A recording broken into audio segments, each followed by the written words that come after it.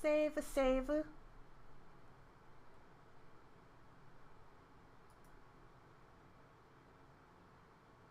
Very long save.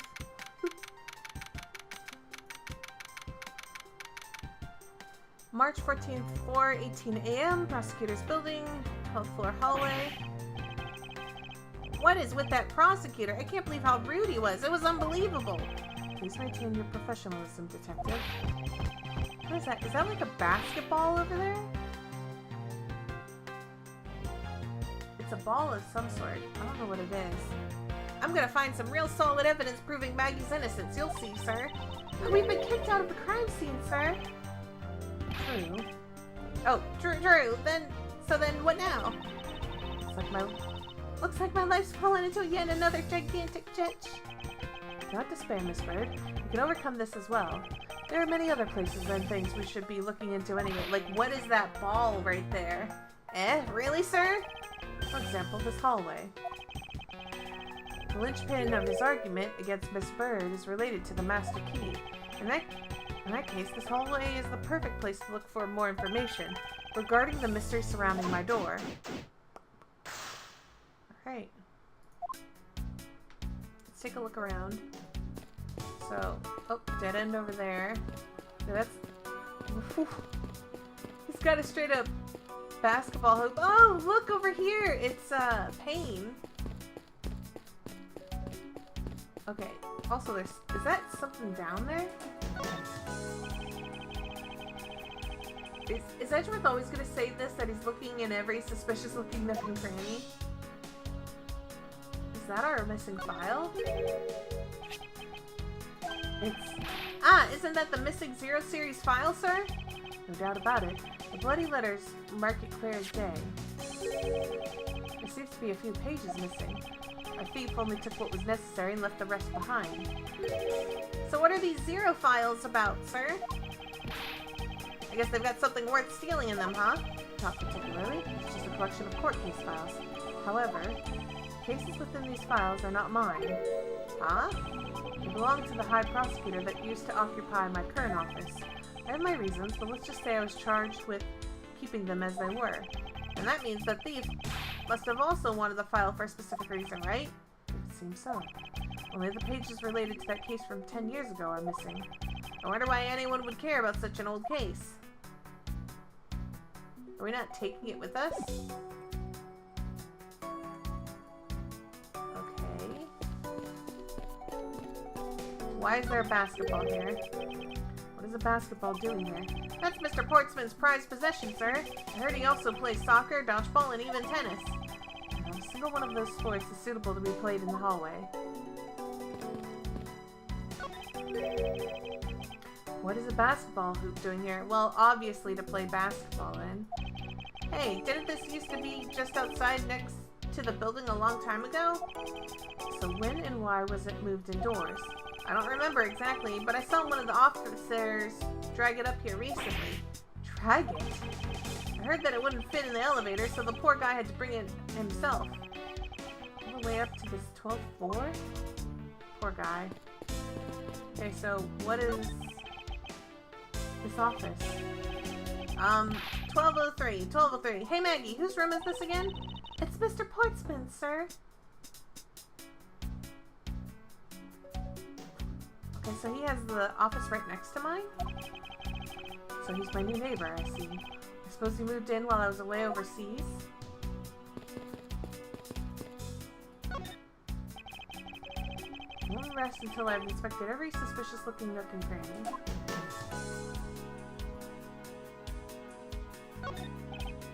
Level 2, these 4 numbers on a number plate alone proclaim this to be my office. Whoops, hey, these number plates slide right out, sir. You have to be able to take the plate off when a room becomes vacant, you know.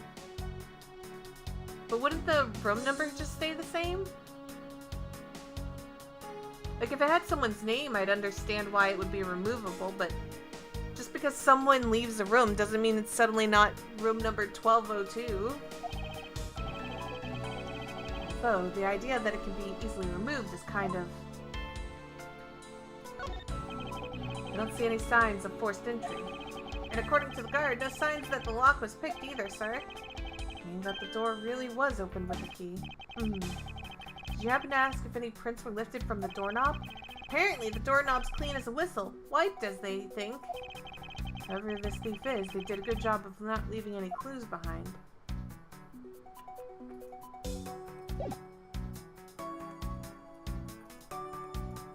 Okay. Is everything alright? Yes, sir! If you must know, I weighed myself this morning and I'm finally at 154 pounds! Congratulations, but I was asking about this hallway in this room. Oh, everything's okay, sir! Word of advice, stay focused or you may start to lose even more weight. Okay, do you have anything to say? It looks like you're in quite the pinch, Mr. Edgeworth. To be sure, murder within the walls of the prosecutor's office is no trifling matter. Must find, apprehend, and punish the killer accordingly post-haste. Sounds like a real messy of a case that you've got on your hands. If you ever feel lost or need some advice, my door is always open. Oh gracious, I will keep your offer in mind. Who is this guy again? Okay. No, I don't want to be spoiled. No, don't give me a hint. Maybe I need to talk to Maggie? I was wondering if I may speak with you for a bit about concerning the case. I've always been a big fan of the courtroom, but this is like a dream where I'm being cross-examined by the Miles Edgeworth. Can't let this chance pass me by. I must remember to ask her about the master key. I should jog her memory by showing my notes to her using the present button. The victim. Have you ever met the victim before? Well, I've seen him a couple of times before when I had to go to Mr. Portsman's office. Mr. Faith was always playing basketball with Mr. Portsman, sir. That sounds like fun! Just once I'd have loved to play with them. It sounds like fun, but only person that was taking a shot was Mr. Portsman. All Mr. Faith ever did was pass him the ball, sir. On second thought, I don't think I'd fit in all with them. It's kinda sad.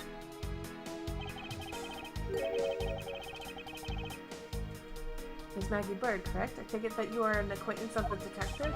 She was under my supervision back when she was still on the force, sir. One day she got caught up in a murder and things started going downhill, so she quit. But I owe a lot to Detective Gumshoe for introducing me to my current employer. So I thought until a few hours ago, right before I was about to clock out for the night. You got caught up in this whirlwind of a case, correct? Don't worry, my whole life has been nothing but a whirlwind of bad luck and failures. Since I was 6 months old when I fell from the 9th floor of my apartment building, I've been hit by all sorts of vehicles, gotten sick from all sorts of foods. I know it's like bad luck, but it's really good luck that she survived all of these things too. Like, it's kind of like both. Held at almost every test I've taken, experienced almost every kind of disaster, and now I've even managed to be named a criminal just when I've become a security guard. That's a lot to go through in one lifetime. I know! And just when I thought I'd finally found my happiness, I wind up getting you and Detective Gumshoe involved in my bad luck. You don't need to worry about me, Miss Bird, nor do you need to worry about yourself. I'll solve this case and prove your innocence. All I ask in return is for your cooperation. Yes, sir, Mr. Edgeworth. You can count on me. I'll do all I can to help. Okay, so the master key. Boom. Tell me about the master key. So when did you discover that the master key was missing? By the time I realized it, I think it was around 1 a.m., sir. I noticed it was back at around 2:30 a.m. I was just sitting there on the ledge where the security room's reception window is. But I'm sure that between those 2 times it was not just gone, but stolen, sir. Why is that such an important key stored in such an insecure place? It's not like that, sir. We always keep the key further in the room, away from the window. Always, you say, except this time, correct? Well, I admit I was a bit careless, but I have my reasons. I left it out because I was sort of using it at the time. It was after I had used it that I left it sitting out on the ledge. She used the master key?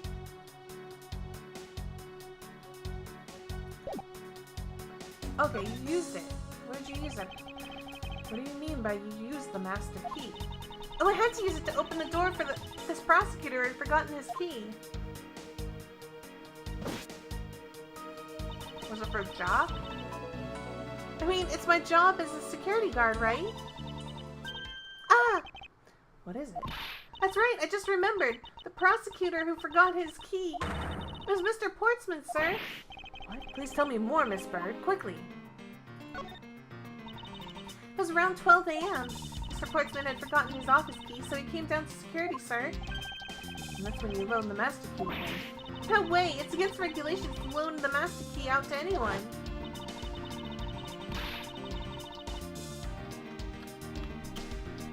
I walked with Mr. Portsman to his office and opened the door for him personally, sir.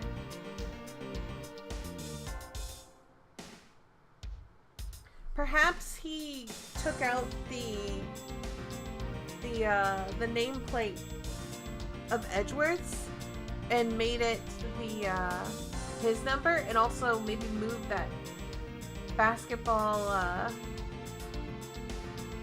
hoop next to it, and that made her believe that she was opening up his office and not Edgeworth's.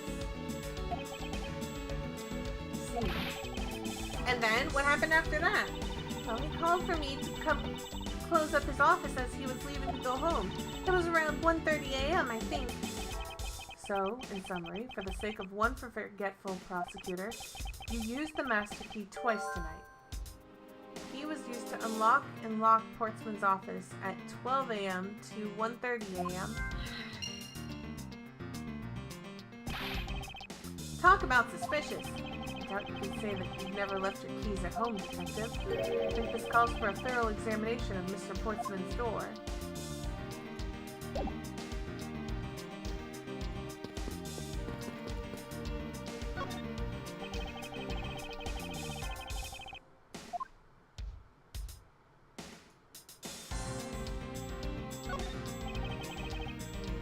Okay.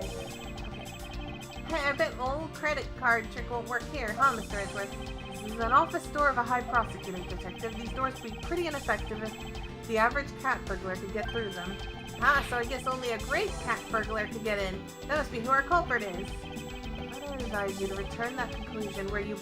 whatever pawn shop you brought it from. Okay.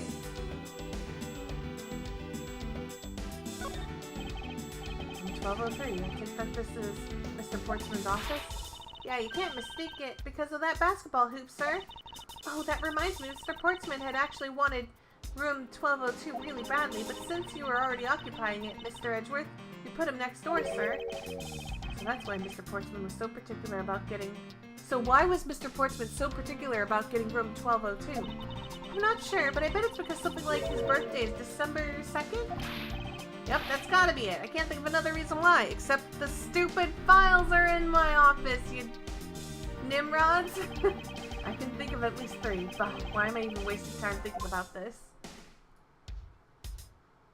Okay,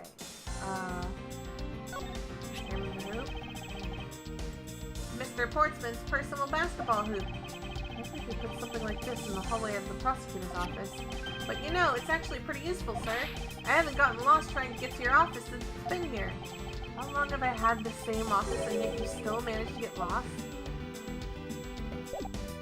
Okay, I didn't see anything about the store. Maybe I need to look at the hoop again?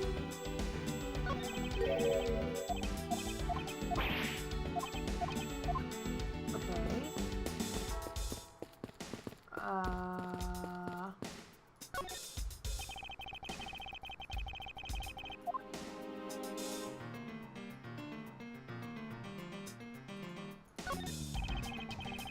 I don't get it.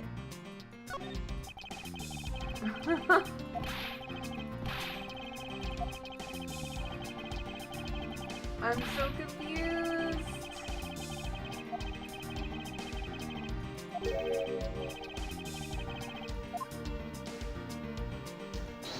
Do I have logic?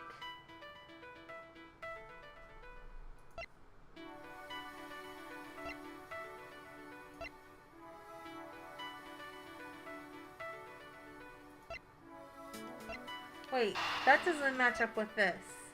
The key was used to unlock and lock Mr. Portsman's office at 12 a.m. and 1 a.m., but she said that it was missing from 1 a.m. to 2:30 a.m. How did she do that? How do you do that? Ms. Bird, I'm afraid that there's a flaw in your story. What? No way, pal. I mean, sir. You said that you locked up Mr. Portsman's office at around 1:30 a.m., correct? However, the master key had already been stolen at that time. Wow, nothing gets by you, Mr. Edgeworth. You saw that contradiction like a pro. I totally forgot about that, but thanks to you, I remember it now. You're right, it was around that time I realized that the master key was missing. And? Well, I'm a security guard, sir. I couldn't just admit to losing the master key, could I? So I pretended to lock up his room, sir. You pretended?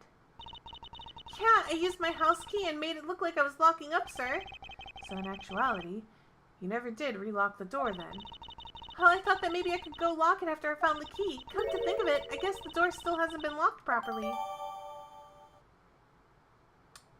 So his door should be open?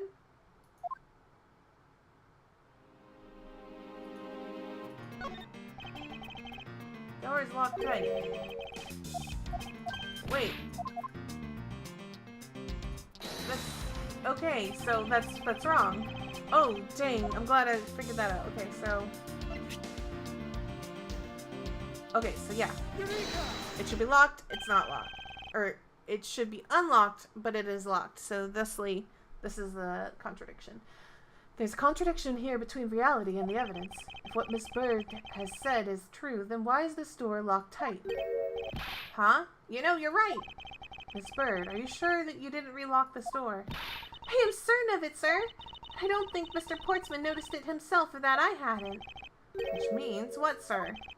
It either means that he actually does have the key to his office, or that the door Miss Bird opened wasn't this one at all, but a completely different one. She opened a different door? But how could you prove that? There's an easy way to find out. All we need to do is... we need to examine these.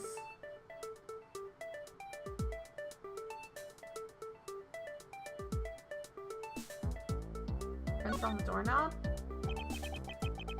Prints on the doorknob will tell us everything. Hey you! Yeah, you pal! Do us a favor and see what you can lift from this, okay? So what did you find out? There's no need for such belligerent, nostril flaring, detective. Sir, I found only Mr. Portsman and Mr. Face prints on this doorknob. So only two people's prints were found on this, huh? That's pretty decisive. Huh? I'm lost, sir. It should have Maggie's prints. Thinking logically, a certain other person's prints should be on this knob as well. Now then, whose prints should be on the doorknob? Maggie? Take that! Don't you find it odd that the prints of the person who unlocked the door are absent? You mean, yes, this door that Miss Bird opened could not only have been this one, but a different one. An Edgeworth's door has been wiped down of prints.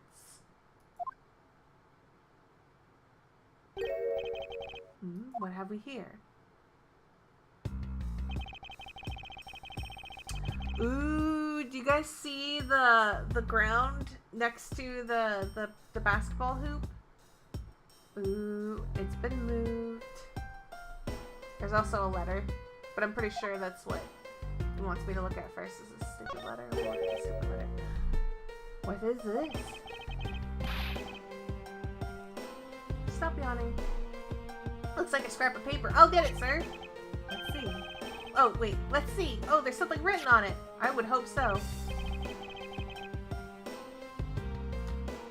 I brought the 3 pieces of evidence by, just like we talked about on the phone, but I guess you're out. Guess I'll catch up with you later, buddy. It looks like a note from the victim. Yeah, and it's for Mr. Portsman.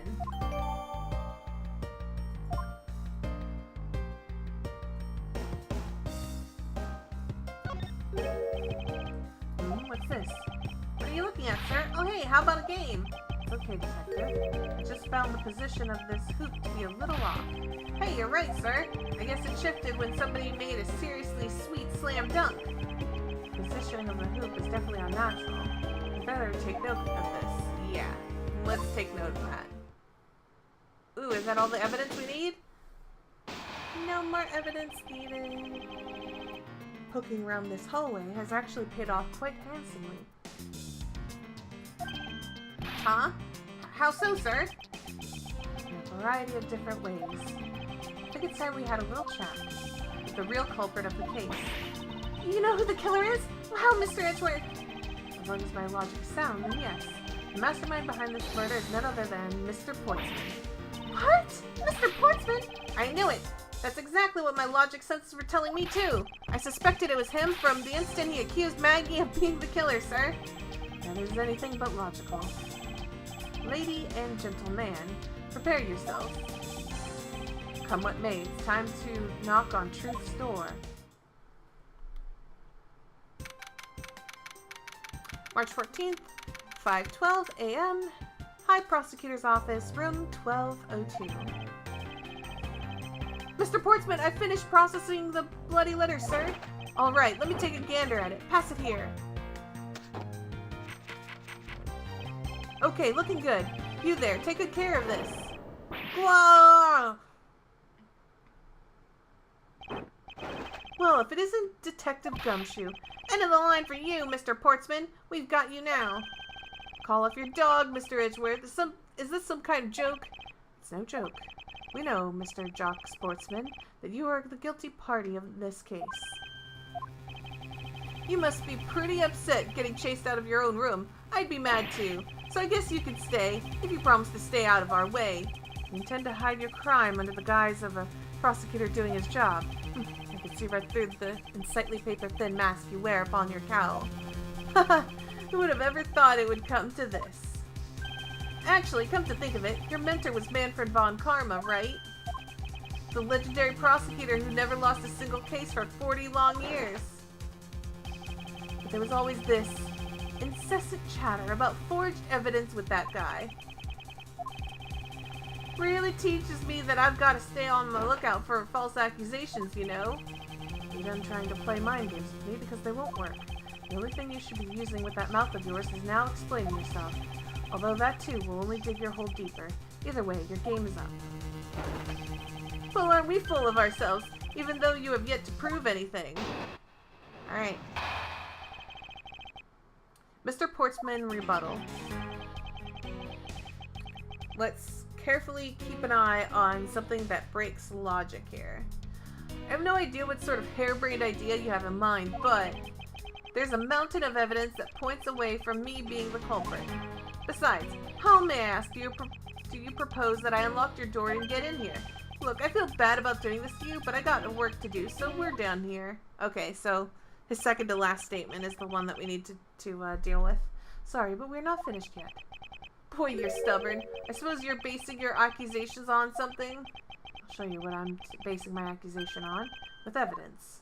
Okay, so it was definitely the second to last one.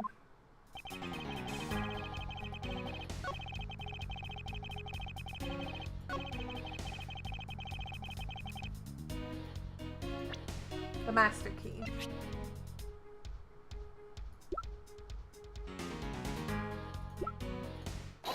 Master key.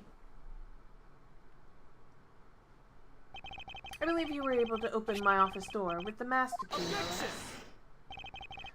Wait. Hold on for a sec. I never laid a finger on that key, as you already know. Precisely, you were able to open my door without lifting a single finger. Well, maybe you did. But only to direct. That's right. You used your finger to direct this person to open my door with this key. Maggie. Take that! So, we got it. You had asked Miss Bird to open your own office door for you, yes? Alright. Yeah, I kind of forgot my key at home. Happens a bit too often for my taste, you know? The room you had Miss Bird open at that time was not your own, was it? Oh, what? You have quite the imagination. But why don't we ask the girl herself whose door she opened, shall we? I'm certain that it was Mr. Portsman's door, sir.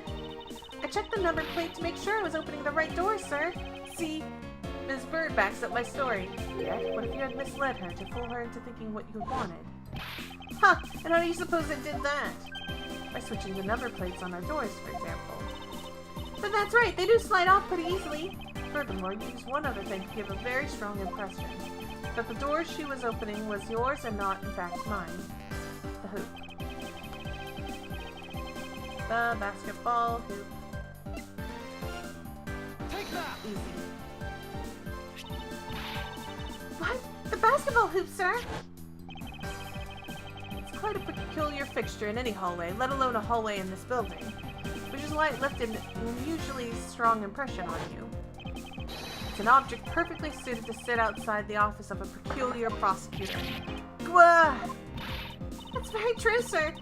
Because there was a basketball hoop sitting there, I thought the door I was opening had to be Mr. Portsman's. There are signs that the hoop has been moved. You sit in front of my office, to be sure. I see. So that's how you throw suspicion on people. Thanks for the tip. But I think your conjecture is a little off the racetrack. Now you're just spouting nonsense. I had the girl open my office door. After that, I was in my room the entire time. You don't have a single reason to suspect me. So he intends to claim his innocence to the end, does he? I'm as pure and innocent as my jacket. And Miss Bird is as dirty and guilty as the jacket she wears. My jacket's not dirty. I'll have you know, I just washed it yesterday. Please calm down, for I intend to show you who is the one truly covered in slime here. Because of the letter? Or because of the fingerprints? Now you're just spouting nonsense. I had the girl open my office door. After that, I was in my room the entire time. You don't have a single reason to suspect me. This one? Fingerprints. Objection! Okay, we're still good. Still good. Still easy. I had your door dusted for prints. My door? What for? Come on, I bet you didn't find anything. You sure are good at wasting time. You're right, I didn't find anything. And definitely not Miss Bird's fingerprints. Her prints? What do they have to do with anything? Let's put it this way. She really was the one who opened your door, and the prints should naturally be on the doorknob she touched. Ah! Further, all of the prints on my office door have been wiped clean off. I can only assume it's because Ms. Bird's fingerprints were on it. Objection! But it doesn't change the fact that I was in my room the entire time. Is that really a fact? Or is it fiction? Hey, would I lie to you? I have here proof that you were not in fact in your room the entire time as you claim. The letter. Take that! This is the note that the victim left for you, Mr. Portsman. A note? It was left under your door. Or did you not notice? Right here it says, but you were out. You were not in your room when the victim came to call on you. So then, where were you, and what were you doing? Ah! Don't you think it's time you gave up on your charade?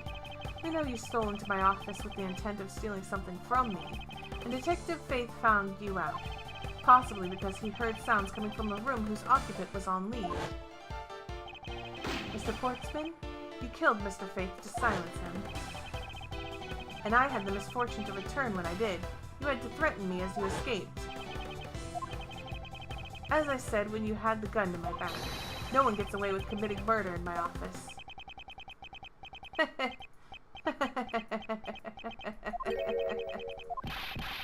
Okay, he's laughing like a crazy person. And just what's so funny, pal? Oh, the look of the stiff seriousness on the face of this office's finest prosecutor, as he makes a huge mistake in accusing me is simply too much to bear. There's just nothing else like it in the world. What?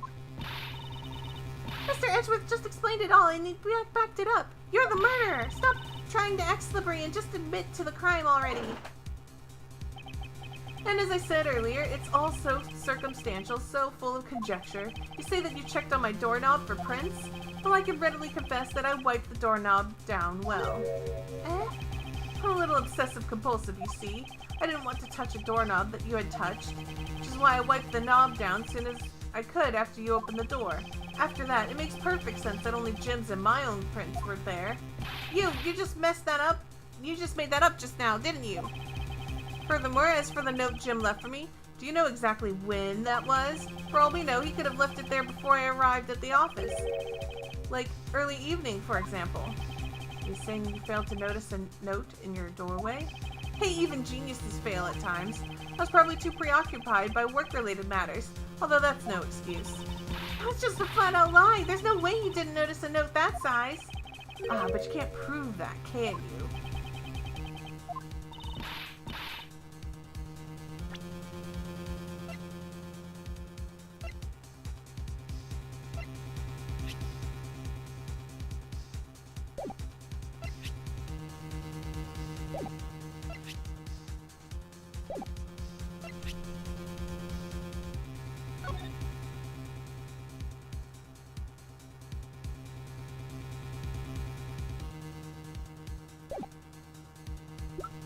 Buddy should have 3 pieces of evidence on him.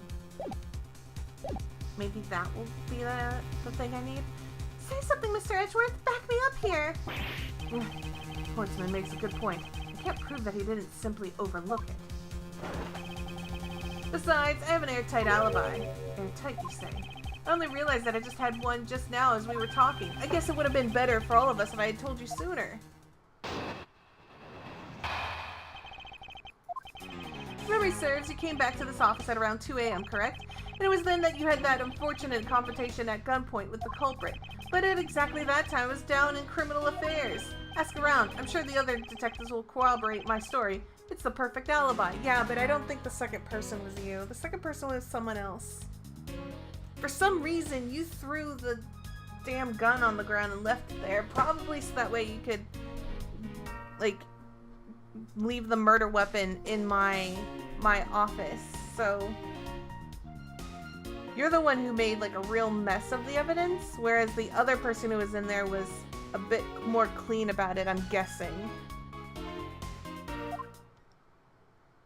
Do you really think that it's perfect? Like I said, I don't care. Ask around all you like. You'll see for yourself. Detective Gumshoe. Sir, yes, sir. I'll go check out his alibi, sir. Be right back.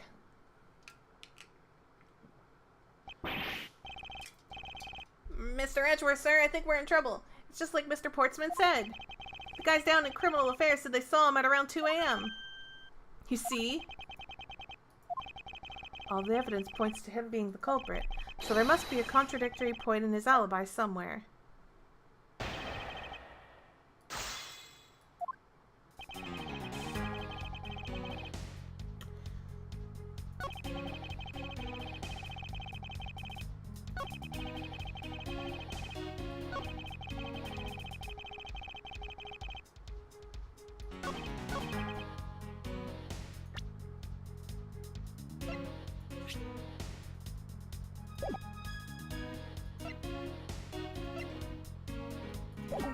I don't know, press this one.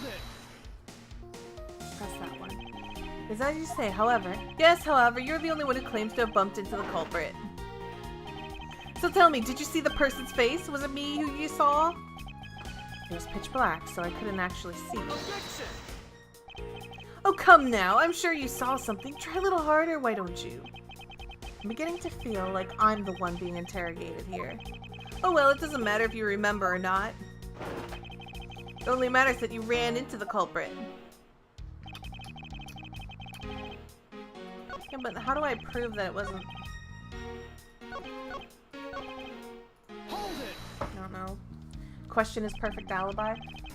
Well, we did go ask around and confirm your testimony. But it's just as I said, right? Yes, sir. A number of detectives said that they saw you at around that time. See? I have the perfect alibi. That's the ace I had up my sleeve. Horseman's alibi may seem perfect at first glance, but I know there's a hole in it somewhere. All I need to do is press him a little and see what... Okay, so just press every damn statement. You are correct. It was around 2 a.m. Are you sure? It's really important to me that you're spot on with the time. I remember checking my watch then, and to make no mistake, it was 2. Oh, giving testimony like a pro. Okay, so you came back to your office at 2.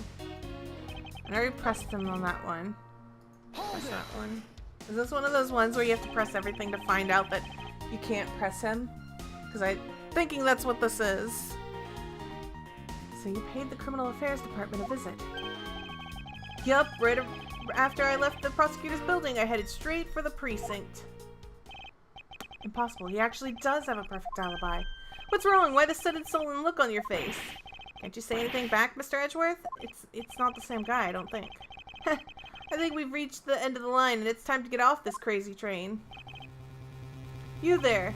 Sir, please escort the young lady out, but remember, be gentle. But Maggie! Detective Gumshoe.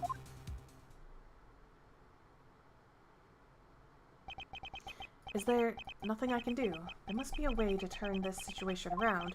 If only I had a clue. Did I miss something that can help me cast doubt on his alibi? The intruder I met could not have been Portsman. Then who could it have been? Okay, yes. Yes. Yes, logic. I need to calmly... This Randa looks strange. Please tell me the title of this stream is not not rando, because I was 99% certain that I changed the title of this. Dear Lord, please tell me it changed. Sometimes Twitch is like really, really weird and doesn't do what I want it to do. Okay. You don't understand. Like I've had this problem where I've changed the title of it and it doesn't change, and then I'm like, why? I told it to change. So, okay. I'm less stressed out that I've been like sitting with like Link to the Past rando in my title. Okay. Back to this. I need to calmly think this through one more time and with logic.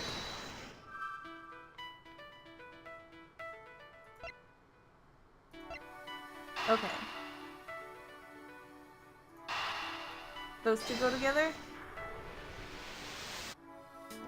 Yay! There were 2 bullets left at the scene of the crime. One that robbed Mr. Faith of his life, and one that nearly robbed me of my jacket. Both were equally important. However, the murder weapon only shows signs of being fired once, meaning that it is entirely possible that a second gun was used in my office tonight. But seeing as how the killer had to steal Mr. Faith's gun, I doubt the killer had another gun up their sleeve. Therefore, the second gun could have been a property of an entirely different person, which could mean that there was another person who paid a visit to my office tonight.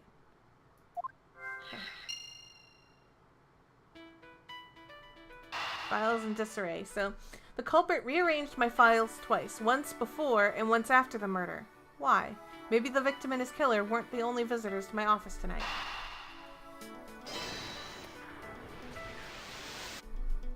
So some other person was in here? Who is the other person? Supposing there was yet another visitor tonight. That would also resolve the issue of why my shelves were upended twice. We know that the shelves were disturbed once before and once after the murder, so it shouldn't be much of a stretch to think that there was the work of 2 different people. Once by the person who stole the victim's gun and then killed him with it, and once again after the murder by our second culprit, who was the owner of the second gun. If we suppose that the second culprit's gun was the one pointed at my back. Objection! Mr. Portsman, it seems that I need to amend my assumptions regarding this case. Great, so you finally come to your senses. Mr. Edgeworth! Sir, what are you saying? This has been a big misunderstanding on my part from the start. I'd assumed that the person I ran into was the killer, but that may not be the case. What do you... Oh, it's him who said that. What do you mean? The person I ran into was just your average thief. A thief? But sir, doesn't that cause some sort of contradiction in the facts? Not at all. It simply means that the killer was someone else. It means that in actuality, 2 culprits stole into my office tonight. Well, what do you mean, 2? It explains why my shelves were disturbed twice and how there were 2 guns. Mr. Portsman tricked Miss Bird and gained entry into my office. Objection! Now you're just leading the argument. You still don't have any actual proof, you know? If you could please go along with my hypothetical scenario for now, Mr. Portsman. In the end, if you really are innocent, you have nothing to worry about. Grr. Now then, returning to my scenario, Mr. Portsman was out to steal something from me, which is why he checked my secret safe and ransacked my shelves. This is the first time. So then, this would be when the files were put back in the wrong order, right? Correct. And then, just when I was about to look somewhere else, who should walk in but his own partner, Mr. Faith? But why did Mr. Faith come into your room, sir? He probably had business to do with Mr. Portsman, which is why he was in the area. But that's when he noticed sounds coming from my office, would be my guess. Oh, because you were supposed to be away, right? And he must have thought it was odd, so he came into this office to check it out. Correct. And as a detective, that was the right thing to do. But when he came in, he found his own partner standing there. Because it was Mr. Portsman. Mr. Faith probably let his guard down. But Mr. Portsman was not so merciful as to let him leave alive. He waited for a chance and stole Mr. Faith's gun from him, and then... It's impressive that you managed to wrestle a gun from a man's holster and then shoot him. He killed him. He silenced Mr. Faith for catching him in the act of stealing.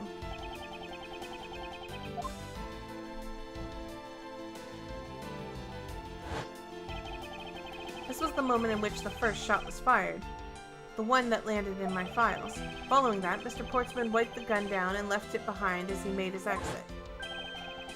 He could afford to do that because he also left the fake dying message behind. You're such a complicated troublemaker, you know that? Well, if things were as simple as that, then all would be solved. However, there was yet another visitor to my room, and this is where it gets complicated. There was another visitor, sir? Yes, and the other person's objective was to also steal something from me. Now then, even after Mr. Portsman left, the door to my office remained unlocked. However, this new visitor had no way of knowing that, and so they stole the master key from the security guard room, and then entered my room and searched through my shelves. This is the second time they were disturbed, and it seems the thief found their prize. Is there no security cameras in this place or something? Like, what happened? Like, wouldn't you be able to, like, identify this? Or, they, like, no, we don't need security cameras in the prosecutor's office where we handle important evidence and crimes and criminals and stuff. No? No security footage? No? Nothing? Okay, that's fine. I think this is a huge contradiction into what reality would be. There most certainly would be security cameras. In fact, it wouldn't surprise me if there were security cameras inside these offices. For the very reason of this right here. Like, you think a criminal wouldn't try to make their way in here? Ever? No. Anyways. This is the second time they were disturbed, and it seems the thief found their prize. The stolen 0 file, right, sir? Correct. Only just as the thief was about to leave with the file, I appeared. The thief then threatened me with their own gun and made their escape. The second bullet was fired during that brief encounter. So the shelves getting messed up twice, and the 2 bullets, it's also really lucky that that guy shot a bullet at that,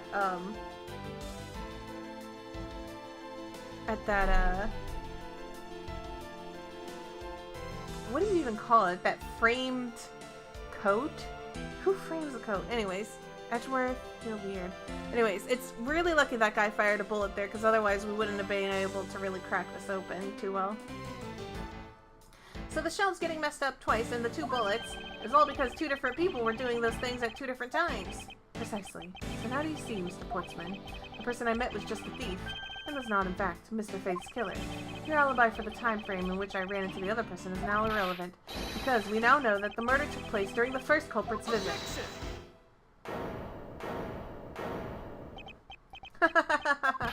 What now? What's so funny, pal? Absolutely splendid. Your scenario explains everything. Of course it does. It's Mr. Edgeworth, after all. But you know, it still doesn't change the fact that it's all circumstantial. Supposing if, and that's a big if, your theory is right, it would indeed render my alibi, which has withstood scrutiny, mind you, irrelevant.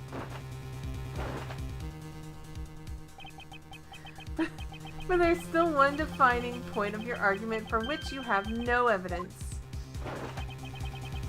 Your supposition that I was the first visitor. Mr. Edgeworth, you can't let him get away with that, sir. But he has a point. I have absolutely no proof at this point. Don't say that, sir. I don't believe this. Don't worry, Maggie. I'll do something if I must. You know something? I find your attitude to be somewhat peculiar, Mr. Edgeworth. If the person you met really was just a plain old thief, then why is it that person not your main suspect? That is, if your theory is correct. Portsman's Alibi, Part 2. The thief you ran into should be your real suspect, wouldn't you say? We should be out there looking for that thief right now. They might still be nearby. I hate to repeat myself, but as I've already said, I was training in my room. And when Jim came to deliver some evidence to me, I was down at Criminal Affairs, so I can't be expected to know what happened around here after I left.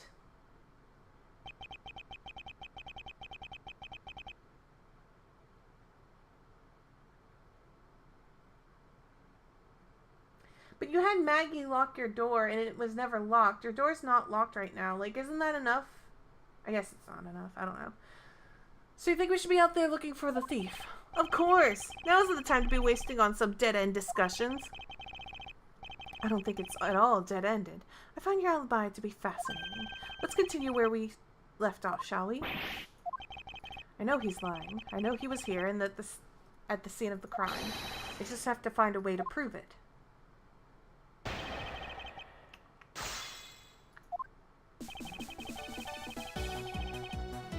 That thief you ran into should be a real suspect, wouldn't you say?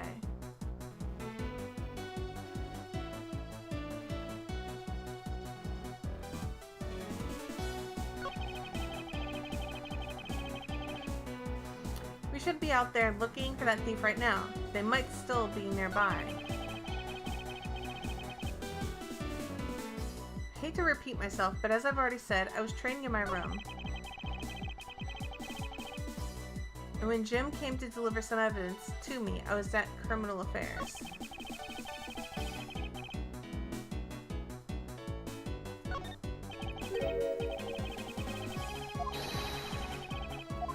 Okay, hold on. Hold on, I need to look through my evidence real quick. The body was found at around 2:05 a.m.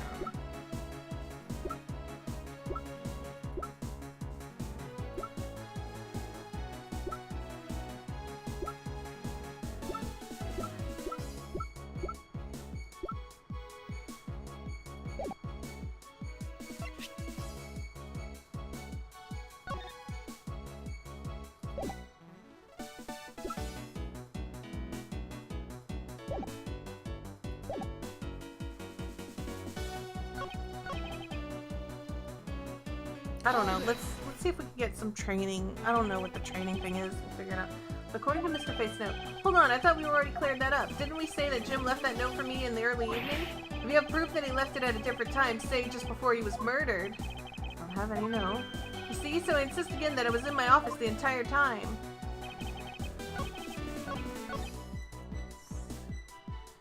You ran into should be your real suspect. What did you say? Okay. Hold it! We're gonna just press things until I figure something out. Actually, no, I wouldn't.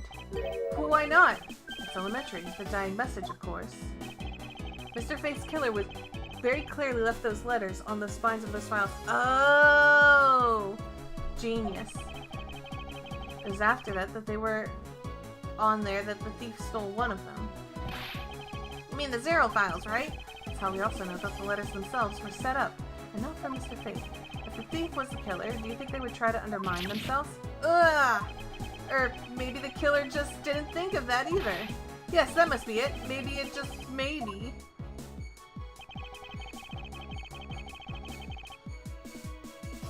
Hold it! Once escaped, I highly doubt the thief would linger nearby. Well, you never know. Maybe they didn't get what they were really after. Oh, you talk like you know a bit about this thief. Huh, it's nothing like that. I have no idea about anything, after all.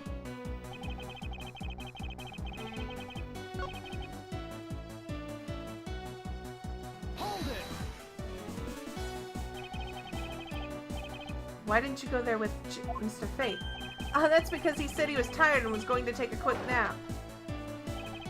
You know those sofas in the hallway? He likes to sleep on those. It's one of his habits. What of the evidence he brought? There were things related to yesterday's case. Just 2 items. A gun and a pendant. Boom! Oh, I got you! Interesting. This piece of testimony seems too crucial to let slip through the cracks. Ah ha ha! Ah ha ha ha! I brought the 3 pieces of evidence by, just like we talked about on the phone, but it looks like you're out. Objection! Boom shakalaka laka. Only 2 pieces. I believe the proper phrase here is, you fail. Excuse me? You fail as a prosecutor, Mr. Portsman, as you intend to keep evidence hidden from me. What are you talking about? I haven't hidden anything from you. Well, here's a piece. I think you should read carefully. Ah, it says that Mr. Fate was bringing 3 pieces. Yes, and this is the victim's real dying message to you, Mr. Portsman. I can't believe to get tripped up by simple arithmetic. Where is the missing piece of evidence? It's... You have it, don't you? Only the guilty would make such a face. Detective Gumshoe, You don't have to say it, sir. I'll pat the guy down from head to toe. Look, don't come any closer, I'm warning you. This is all part of the investigation, pal, so don't even think about stopping me. No! Hey, what's this? He had this on him, sir. Tape? Despite what you said, it would appear that you do have something to hide. But why would he hide something like that? That's a heck of a backwards bend Portsman's got there. Listen, this man clearly works out, so. But yeah, that is a really crazy bend that he's got. I bet he's really good at doing limbo. Why would he hide something like that? There's only one reason why anyone would hide evidence of this caliber, because it would unequivocally point to the person himself as a real killer. Let's examine this videotape in a little more detail. For the section of the tape that will drive the last nail into his coffin. Does it have, like, blood or something on it? What? First of all, I want to see what it says. KG8 incident. KG8 incident. That's a police case number, sir. Does that mean this video is evidence from that case? Interesting. However, what's recorded on this isn't what's important right now. Let's give the casing a thorough once-over. I imagine it has blood. Oh.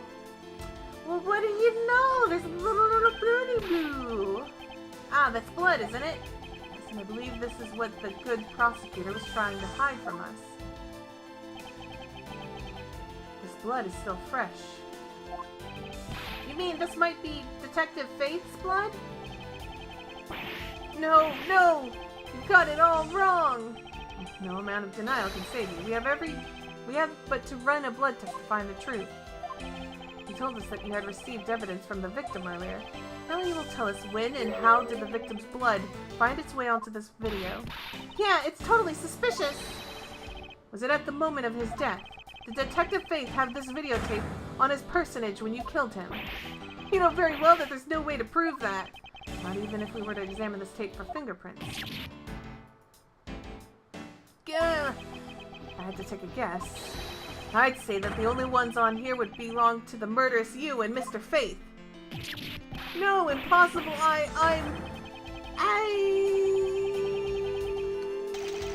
What is he? Oh my gosh, did he just swallow his medal? What? What? Did he die from eating his medal? Intermission for 2 weeks while they wait for blood work to come back. Listen, this is Phoenix, right? We can get blood work done in like 30 minutes. March 14th, 5:47 a.m. High Prosecutor's Offices. Room 1202. Mr. Portsman has been placed under arrest for the murder of Detective Buddy Faith, sir. Very good. And the results we got back from the lab techs on the tape turned out to be real solid, sir. The blood work came back and it was definitely Mr. Faith's blood on there. And as a bonus, they were also able to lift a few of Mr. Faith's fingerprints as well. Thank you so much, Mr. Edgewood. I still can't believe that I got to see your cool deduction skills outside the courtroom. I'm impressed beyond words, sir. It was nothing. I'm sorry you got caught up in a murder in my office. Please accept my apologies. Oh, it was nothing, really, compared to what I've been through, I mean. I consider myself lucky that I was only burglary and murder this time, sir. If it had been a holdup or a hostage situation, I'd have thrown my hands up in the air. I think that I'm finally rising up from a goddess of misfortune to just an unlucky person. Something tells me we should have hired a different person for security detail. Video games breaking the laws of reality, shaking my head. You know something, sir? That Mr. Portsman really was one corrupt prosecutor. And why would you say that he was corrupt? Well, I heard that there were a number of suspicious things related to his court cases. There's even rumors about how some of the evidence he uses is forged, sir. Forged evidence, huh? And they say he even decided not to prosecute a few cases for some really vague reasons. Oh, that guy is a complete disgrace to the entire profession! I never did get around to asking what his reason was for breaking into my office. Yeah, Whenever we get near the topic, he just clammed up. How's it going in here? We caught the criminal, 8-bit! Although, we can be pretty certain that it was to steal something. This is only just between me and you, sir, but there's a rumor that some of the huge organization is involved behind the scenes. Oh? Well. With Mr. Portsman not willing to divulge anything, it certainly lends credence to that rumor. It seems that we haven't heard the last of this. Huh? That Mr. Portsman isn't the bad guy? I didn't say that, but rather, that there's still many more mysteries for us to solve. Yeah, like, who broke into our office? Like, we had 2 people break into our office, not just him. Somebody else did, and they actually took something, I think. It looks like. For example, we still haven't figured out the significance of this piece of evidence. Oh. That one. Take that! The person who stole this file, the other villain of the night. Yeah, I wonder who that was. And what happened to the stolen pages? I wonder, who in the world was it who held me up at gunpoint? Mr. Edgeworth, sir! Yes? I came across this while I was processing your office earlier. This card. Calling card? What is it, sir? Is that a bird or something on there?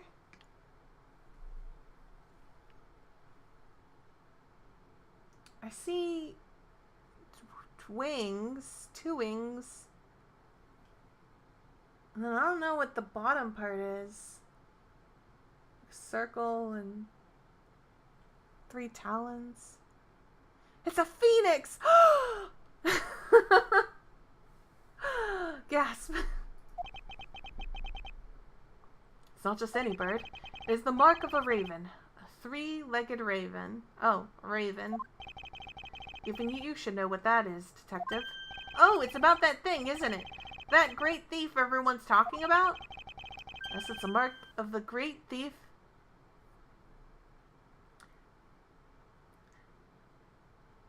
Yatagarasu. Yatagarasu.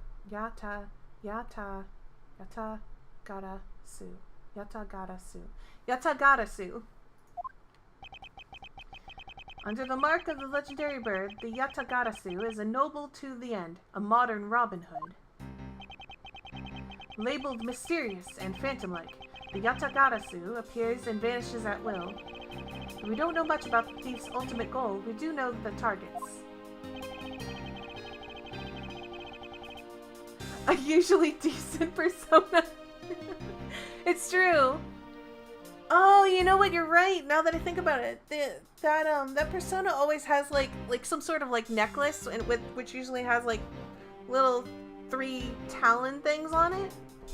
I think, if I'm remembering correctly. It looks like a crow. The Yatagarasu likes to find and make public evidence of corrupt dealings of all sorts. The theft is always performed in silence and always with perfection. I know, I'm almost out of water though, so like I'm going to take like a 60-second break to refill for water. I promise I will get myself some water though. The theft is always performed in silence and always with perfection. Once a target is chosen, no dramatic calling card or announcement is sent forth. Instead, the chosen corporation is infiltrated without even a target noticing.